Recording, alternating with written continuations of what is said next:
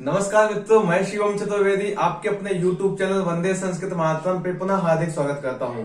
मित्रों, जैसे कि हम लोग C TET, UP TET, MP TET वर्ग 1, वर्ग 2, वर्ग 3, तो वर्ग 1, वर्ग 2 की परीक्षा तो हो चुकी है, अभी तक नियुक्तियां नहीं हुई है ना। इसमें हम नहीं कर सकते कुछ, लेकिन वर्ग 3 की जो परीक्षा है वो होने वाली है, हो सकती है। अभी कोई निर्धारित कोई एक डेट नहीं आई है, तो उसके पाठ्यक्रम को मद्देनजर रखते हुए हम लोग शब्द रूप को पढ़ रहे हैं, जो कि शब्द रूप आपके दैनिक जीवन में भी बहुत काम देंगे। अगर आप संस्कृत के विद्यार्थी हैं, अगर आपने संस्कृत विषय को लिया है किसी प्रतियोगी परीक्षाओं में अनुज जी, तो आपका ये जो शब्द रूप है बहुत ज्यादा काम देने वाला है। इसलिए आज की इस वीडियो में पुनः शब्द रूप को लेकर के आया हूं, शब्द रूप के परिचय के आपको सामने उपस्थित कर रहा हूं कि इसका परिचय क्या हो सकता है। तो पिछले वीडियो में हम लोगों ने अजंत शब्दों के बारे में चर्चा की थी, क्यों अनुज जी? अजंत शब्दों में जो होते हैं, जो अच होते हैं, ठीक है, अच में कौन कौन से आयु इत्यादि होते हैं, उनसे कौन कौन से शब्द होते हैं, वो हमने चर्चा की थी। आज हम मित्रों इसका जो दूसरा भाग था, देखिए पहला हमने भाग क्या पढ़ा था, अजंत देखा था, क्या अनुज जी? अजंत।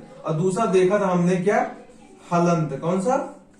हलंत भाग देखा था। तो आज हम इस हलंत वाले भाग को देखेंगे, इसके विषय में चर्चा करेंगे कि वास्तविकता में हलंत क्या है। तो देखिए, जैसे मैंने आपको कल बताया था कि एक होता है अच, एक होता है हल। तो अच कहने से हमको स्वरों का बोध होता है, उसी प्रकार हल कहने से हमको व्यंजन वर्णों का बोध होता है। व्यंजन वर्णों का अंग्रेजी में कॉन्सोनेंट कहते हैं। क्या कहते हैं अनुज जी? कॉन्सोनेंट कहते हैं, ठीक है। तो जो कॉन्सोनेंट है, जो व्यंजन वर्ण है, वही व्यंजन वर्ण हल कहलाते हैं। संस्कृत भाषा जब आप संस्कृत व्याकरण पढ़ेंगे तो उसमें क्या जानेंगे आप कि हल कहने से हमको इसके स्वर से जो भिन्न जो वर्ण है, जो व्यंजन वर्ण है, उनको हम हल वर्ण कहते हैं। मतलब हल कह देंगे या व्यंजन वर्ण कह देंगे, दोनों का अर्थ एक ही होता है। तो हल है जिसके अंत में, अर्थात व्यंजन वर्ण है जिसके अंत में, वह क्या कहलाता है? हलंत कहलाता है। इतना आपको जानना है। जैसे अगर इसको हम संधि विच्छेद करेंगे तो हल धन अंत जब करेंगे तो क्या बन जाएगा? हलंत बन जाएगा। हल धन अंत बराबर हलंत। और हल मतलब ये का जो का कबूतर खा खरगोश होते हैं, है ना, जिसको हम सामान्य भाषा में पढ़ते हैं, बच्चों को पढ़ाते हैं का। तो अगर इसको हम बोले का तो यहाँ से लेकर के माँ तक उसका याद लावा सा सा हक्षा, ये जितने भी संयुक्त इत्यादि जो वर्ण होते हैं, ये सभी व्यंजन वर्ण के अंतर्गत आते हैं अनुज जी, ठीक है। तो ध्यान दीजिएगा। तो मतलब तात्पर्य सीधा सीधा यही है कि व्यंजन वर्ण हो जिस शब्द के अंत में, क्योंकि हम शब्द रूप की चर्चा कर रहे हैं, तो शब्द रूपों में जिन शब्दों में अंतिम जो वर्ण है, अंतिम जो अक्षर है, यदि वो हल वर्ण है, यदि वह कैसा है? हल वर्ण है, तो वो क्या कहला जाएगा? हलंत कहला जाएगा। और मैंने आपको ये भी बताया था कल की वीडियो में, पिछले वीडियो में हमने आपको ये बताया था कि यह जो अजंत और ये जो हलंत नाम का जो उसका भेद होता है, ये तीनों लिंगों में होते हैं। कितने में? तीनों लिंगों में होते हैं। तो जैसे पहला हमने क्या जाना था, पहला कौन सा लिंग होता है अनुज जी? पुल्लिंग। दूसरा कौन सा है? स्त्रीलिंग। और तीसरा कौन सा है? नपुंसक लिंग, है ना। तो जैसे कि ये जो पुल्लिंग, स्त्रीलिंग और नपुंसक लिंग के जिस प्रकार अजंत के भेद थे, तो राम इत्यादि, दाम इत्यादि और ज्ञान इत्यादि रूप बनते थे, उसी प्रकार इस हलंत में भी, किसके? हलंत में भी पुल्लिंग, स्त्रीलिंग और नपुंसक लिंग के भेद होते हैं, ठीक है। इतना आपको जानना चाहिए। अब इसके कौन कौन से भेद होते हैं, तो मैं एक चीज आपको बता दूं कि जैसे हमने अच में जाना था कि आ, ई, उ, रिल, री इत्यादि, लेकिन जो हल वर्ण होते हैं, हल वर्ण में ऐसा नहीं कि अंतिम में पा आता है, कि का आता है, कि ना आता है, ठीक है। कोई भी हल वर्ण आ सकता है, वो हलंत कहला सकता है। लेकिन हमको इसमें ये जानना आवश्यक है कि कौन सा पुल्लिंग है, कौन सा स्त्रीलिंग है और कौन सा नपुंसक लिंग है, ठीक है। तो देखिए, आइए हम देखते हैं सबसे पहले पुल्लिंग शब्द कौन कौन से होते हैं, अर्थात हलंत पुल्लिंग कौन कौन से शब्द हो सकते हैं। तो जैसे हमको सबसे पहला जो शब्द प्राप्त होता है वह हो गया आत्मन शब्द। कौन सा है?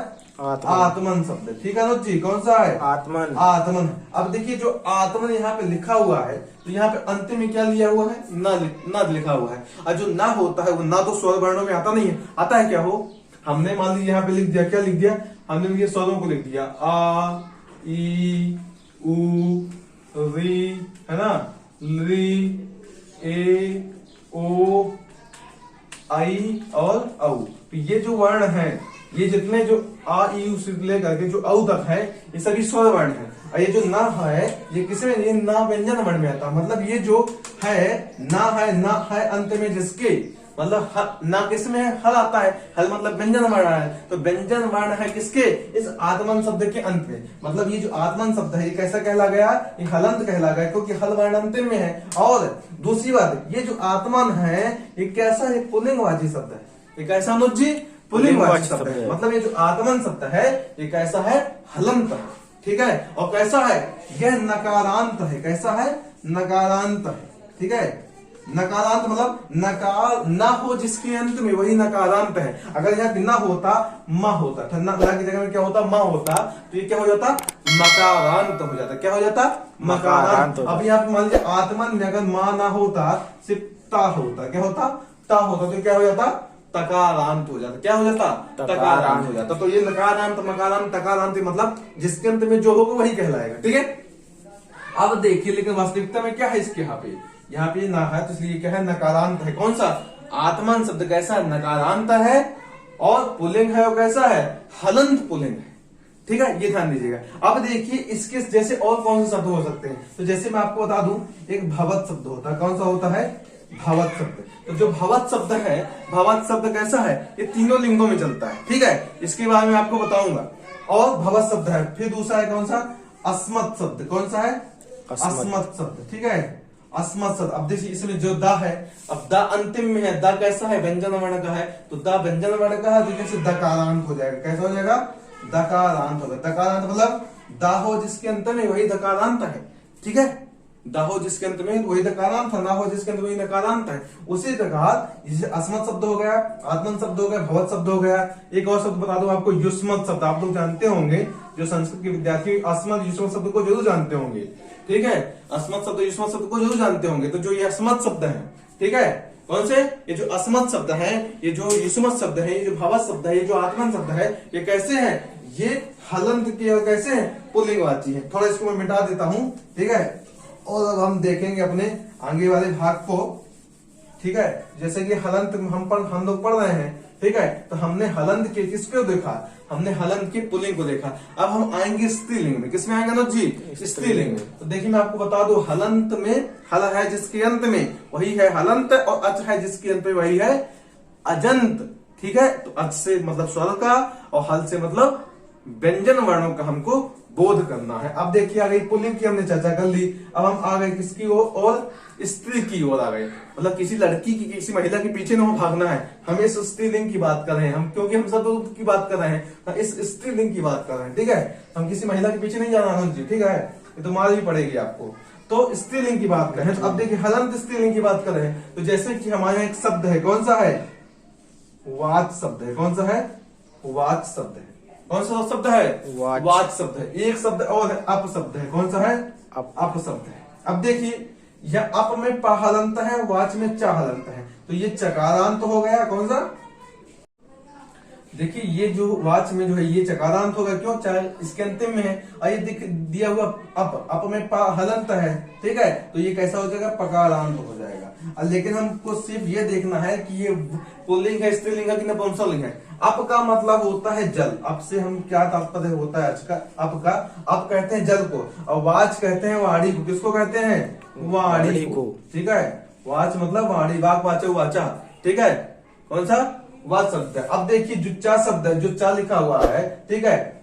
यहाँ देखिए कहीं कहीं क्या कहते हैं, वाच की जगह का भी प्राप्त होता है, वाक शब्द भी होता है, कहीं कहीं चा भी होता है, ठीक है। लेकिन हमको इतना जानना चाहिए। अब देखिए वाक है, वाच है, और अप है, तो यहाँ पकारांत होगा, ये चकारांत होगा। लेकिन जो ये जो वाच है और ये जो क्या कहते हैं अप शब्द है, ये स्त्रीलिंग में चलते हैं। क्यों, क्योंकि ये हलंत है, चा है, चा किस में आता है, हल वर्णों में आता है, और हल वर्ण में आने के कारण, और ये स्त्रीलिंग के कारण कहलाएंगे। क्या कहलाएंगे, ये हलंत स्त्रीलिंग के शब्द कहलाएंगे। कौन कौन से, अप हो, ये अप हो गए, वाच हो गए। इसी प्रकार इसी में हम एक और शब्द को और जानेंगे। एक शब्द है योषित। कौन सा है, योषित, ठीक है। योषित का मतलब होता है महिला, महिला से तात्पर्य होता है, स्त्रियों के तात्पर्य। योषित मतलब स्त्री होता है, ठीक है। योषित हो गया, ठीक है। एक शब्द और है, सदित शब्द है। कौन सा, सदित, सदित शब्द है। सदित है, ये इसमें ता हलंत है, इसमें ता हलंत है, ठीक है। तो ये सदित होगा, ये योषित होगा, ये वाच होगा, ये अप होगा। ये जो चारों शब्द है ये कैसे हैं, ये स्त्रीलिंग के शब्द हैं, ठीक है। इसमें हमको ये तकारांत तकारांत से ज्यादा मतलब नहीं है, हमने लिख दिया है। तथापि हमको ये देखना है कि स्त्रीलिंग के है कि पुल्लिंग के। इसलिए जहां पे आपको अगर इस प्रकार के शब्द पूछे परीक्षाओं में कि भैया ये लिखा है कि मान लीजिए आपकी परीक्षा आप दे रहे हैं, कोई परीक्षा UP TET, C TET, MP TET वगैरह, तो उसमें अगर पूछ लिया कि अब शब्द कस्मिन लिंगे अस्ति, अब शब्द है किस लिंग में है, तो आप जैसे अब आपने सोचा कि भाई जल तो भाई जल जल तो हमने क्या कहते हैं नपुंसकलिंग पढ़ा है, ठीक है। वारी होता है तो वारी हम लोग नपुंसकलिंग में पढ़ा है, ठीक है, नपुंसकलिंग में पढ़ा है। यहाँ पे अब तो अब भी जैसे नपुंसकलिंग में हो तो इसका मतलब ये नहीं कि हम अब के जगह में हम नपुंसकलिंग लगा के आ जाएंगे। हमको ये जानना है कि जो अपशब्द है तात्पर्य वही है, आपका मतलब जल ही होता है, वारी का मतलब जल ही होता है, लेकिन हमको ये जानना आवश्यक है कि यहाँ पे जो अपशब्द है वह स्त्रीलिंग में है ना कि पुल्लिंग में है, ठीक है। इस चीज का ध्यान रखिएगा अनुजी, जब कभी परीक्षा देने जाएंगे अगर इस प्रकार के प्रश्न पूछ लिया तो आपको जानना आवश्यक है। अगर सरित शब्द दे दिया तो आपको जानना आवश्यक है नहीं कि इसमें बड़े या की मात्रा नहीं तो हम सरित की जगह में पुल्लिंग लगा के आ जाएंगे, ठीक है। कि वाद शब्द के अंत में हम क्या कहते हैं चार दिया हुआ पुल्लिंग में ठोक के आ गए, तो पुल्लिंग में नहीं ठोकना है, क्यों? क्योंकि ये जो वाद शब्द है ये अपशब्द है, ये नित्य कैसे है, नित्य स्त्रीलिंग, मतलब सिर्फ स्त्रीलिंग में ही चलेंगे, बाकी में नहीं चलेंगे। जैसे हमने बताया था कि जो भवत शब्द है तो भवत शब्द जो है ये तीनों लिंगों में चलता है। किसमें? भवत शब्द किसमें चलता है? तीनों लिंगों में चलता है, ठीक है। तो ये तीनों लिंगों में चलता है, लेकिन ये वाणी और अप नहीं चलते हैं, इसलिए ध्यान दीजिएगा, ठीक है। अब हम आते हैं किसमें, अपने अंतिम जो कौन सा नपुंसक लिंग वाला जो भाग है, नपुंसक लिंग के शब्दों को देखते हैं। नपुंसक लिंग में कौन कौन से शब्द हो सकते हैं, ठीक है। क्यों अनुज जी? देखेंगे नहीं कि भैया इसे यहीं से हम आपको खत्म करके आगे चले, देखेंगे ना? देखेंगे। हाँ, तो देखिए अब हम आते हैं किसमें, नपुंसक लिंग की चर्चा कर रहे हैं। नपुंसक लिंग कैसा नपुंसक लिंग, तो हम हलंत की बात कर रहे हैं, ठीक है। कैसा, यहाँ पे थोड़ा हमारी पेन गड़बड़ा गई है, ठीक है, खैर कोई बात नहीं, आप इसको ध्यान दीजिएगा कि हम हलंत की बात कर रहे हैं, ठीक है ना। हलंत की बात करें तो हलंत पुल्लिंग हो गया, स्त्रीलिंग हो गया और नपुंसक लिंग की चर्चा कर रहे हैं, ठीक है। अब देखिए जैसे कि हलंत पुल्लिंग स्त्रीलिंग हो गया, नपुंसक लिंग की बात आई, तो अब हमारे साथ यहाँ पे हमारे सामने नपुंसक लिंग में बहुत से शब्द प्राप्त होते हैं। उदाहरण के लिए मैं आपको बता दूं, जैसे कि हमने क्या जाना, हमने एक शब्द जाना, कौन सा, वर्मन शब्द जाना, कौन सा, वर्मन, ठीक है। वर्मन भैया मैं किसी जाति की बात नहीं कर रहा हूं, वर्मन को लोग कुछ जाति भी लिखते हैं, ठीक है।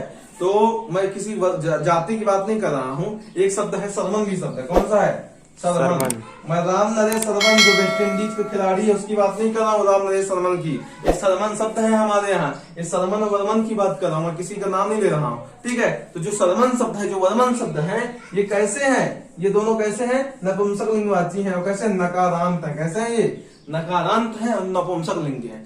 कौन से, सरमन हो गया, वर्मन हो गया, सरमन हो गया, ठीक है। इसी प्रकार हमारे कुछ अन्य भी शब्द हैं, जैसे कि पयस शब्द हो गया, कौन सा, पयस, ठीक है, पयस शब्द हो गया, ठीक है। पयस शब्द में ये इसमें शांति में सकारांत हो गया, सकारांत होगा से मतलब नहीं, बस जानना है कौन सा किस लिंग का है, ठीक है, और किस गण का है, मतलब गण से तात्पर्य कि अजंत है कि हलंत है, तो हमको ये जानना है कि भाई अच में तो ये आते नहीं है, सकार इत्यादि, तो ये हल का ही होगा। तो बस ये जानना है कि पुल्लिंग का है, स्त्रीलिंग का, कि नपुंसक लिंग का है, ठीक है। गलत इस लिंगों में भेद नहीं करना, हमको लिंग जानना आवश्यक है, क्योंकि लिंगों में कदाचित पूछ लेता है। जब हम शिक्षा शास्त्री की जब परीक्षा दिए थे तो शिक्षा शास्त्री ने पूछ लिया था कि अपशब्द के द्वितीय बहुवचन में क्या बनता है। अब भैया जो अपशब्द है नित्य बहुवचनांत था, जब हम जानेंगे तब ना आगे लिखेंगे, तो ये सब हमको जानना आवश्यक है कि भैया अपशब्द स्त्रीलिंग का है, ठीक है, ये सब हमको जानना आवश्यक है। तो पयस जो है, पयस शब्द है, ठीक है, तो पयस जो शब्द है ये कैसा है, नपुंसक लिंग में चलता है, क्यों अनुज जी, किसमें चलता है, नपुंसक। उसी प्रकार कौन सा है, मनस शब्द है, कौन सा है,